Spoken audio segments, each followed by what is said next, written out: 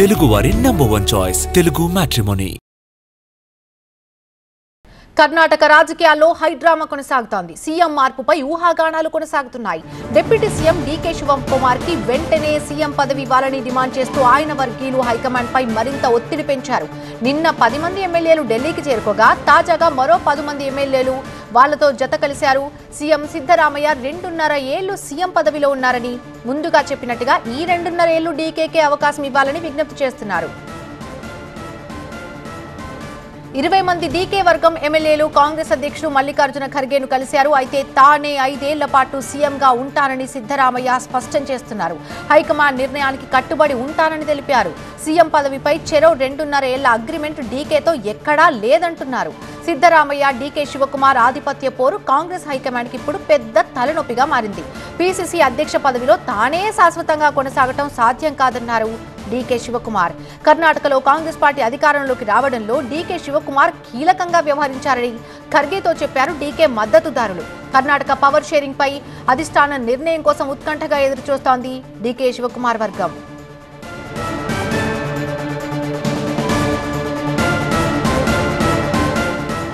పూర్తి అప్డేట్స్ అందించడానికి మా ప్రతినిధి లైవ్ లో సిద్ధంగా ఉన్నారు. గోపి, అసలు సిచ్యువేషన్ చూస్తుంటే అటు డీకే శివకుమార్ నేను తగ్గేదిలే అంటున్నారు, సిద్ధరామయ్య తగ్గేది లేదంటున్నారు. మరి కర్ణాటక పవర్ షేరింగ్ పై అధిష్టానం ఏ విధమైన డెసిషన్ తీసుకోబోతుంది? ఎప్పటివరకు క్లారిటీ వచ్చే అవకాశాలున్నాయి? ఇప్పటికే బీహార్లో ఓటమితో నిరాశలో ఉన్న కాంగ్రెస్ అధిష్టానానికి కర్ణాటకలో నాయకత్వ మార్పు తలనొప్పిగా మారింది. నిన్నటికి కర్ణాటకలో 2023లో కాంగ్రెస్ ప్రభుత్వం ఏర్పడి 2.5 ఏళ్లు పూర్తయింది. సో సిద్ధరామయ్యకి 2.5 ఏళ్ల గడువు పూర్తయింది. సో ఇప్పుడు డీకేకి అవకాశం ఇవ్వాలి అంటూ డీకే వర్గీయులంతా కూడా ప్రస్తుతం ఢిల్లీ బాట పట్టారు. సుమారు 20 మంది ఎమ్మెల్యేలు ఢిల్లీ వచ్చారు. ప్రస్తుతం మల్లికార్జున ఖర్గేతో కూడా ఇటు భేటీ అయిన పరిస్థితి. అందులో కొందరు మంత్రులు కూడా ఉన్నారు.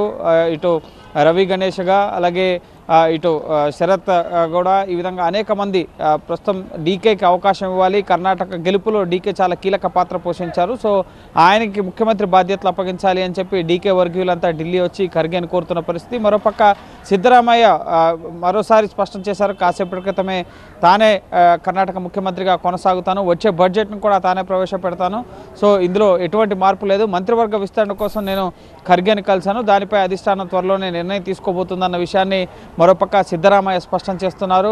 ఇటుపక్క డీకే శివకుమార్ సోదరుడు డీకే సురేష్ కూడా అధిష్టానం ఇచ్చిన మాటను నిలబెట్టుకుంటుంది అన్న ఉద్దేశంలో ఉంటుంది అని చెప్పి భావిస్తున్నాను అని చెప్పి ఆయన మాట్లాడుతున్న పరిస్థితి ఉంది. సో ఈ నాయకత్వ మార్పుకు సంబంధించి ముఖ్యంగా సిద్ధరామయ్య తన వెంట 136 మంది ఎమ్మెల్యేల మద్దతు తనకే ఉంది అని చెప్పి సిద్ధరామయ్య చెప్తున్నారు. మరోపక్క డీకే శివకుమార్ వర్గం ఢిల్లీ వచ్చి డీకే శివకుమార్కి ముఖ్యమంత్రి బాధ్యతలు అప్పగించాలి అని చెప్తున్నారు. మరోపక్క డీకే శివకుమార్ కూడా ఇటు నేరుగా డైరెక్ట్గా డిమాండ్ చేయలేని పరిస్థితి. అధిష్టానం ఏ బాధ్యతలు ఇస్తే ఆ బాధ్యతల్లో కొనసాగేందుకు సిద్ధంగా ఉన్నాను, ప్రస్తుతం ప్రభుత్వం సంతృప్తికరంగా నడుస్తుందని చెప్పి మాట్లాడుతున్నారు. కానీ డీకే ఎక్కడా కూడా బాహాటంగా తనకు ముఖ్యమంత్రి పదవి ఇవ్వాలని చెప్పి ఎక్కడా కూడా మాట్లాడడం లేదు. కానీ ఆయన వర్గానికి సంబంధించిన ఎమ్మెల్యేలు మాత్రం, డీకేకి మద్దతుదారులుగా ఉన్న ఎమ్మెల్యేలు మాత్రం అధిష్టానం వద్దకు వచ్చి డీకేకి ముఖ్యమంత్రి పదవి ఇవ్వాలి అని చెప్పి అడుగుతున్న పరిస్థితి. అయితే ఇటువంటి సమయంలో ముఖ్యంగా అధిష్టానం ఎటు నిర్ణయం తీసుకోలేని పరిస్థితి. ఎందుకంటే నెక్స్ట్ 2028 ఎన్నికల లక్ష్యంగా పెట్టుకుని ఇప్పుడు మార్పులు చేర్పులు చేస్తే, సిద్ధరామయ్యను తొలగిస్తే కనుక సిద్ధరామయ్య వర్గం అసంతృప్తిని వ్యక్తం చేసి మళ్ళీ కొత్త చిక్కులు వచ్చే అవకాశం ఉంది అన్న ఉద్దేశంలో భాగంగా మంత్రివర్గం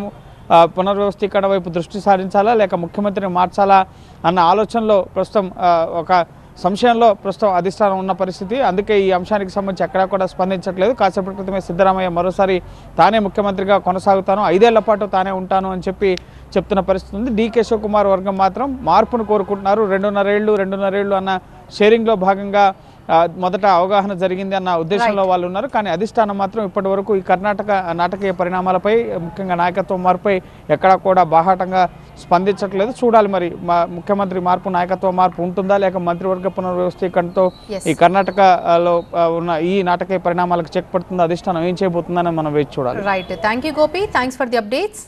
తెలుగువారి #1 చాయిస్ తెలుగు మ్యాట్రిమోనీ.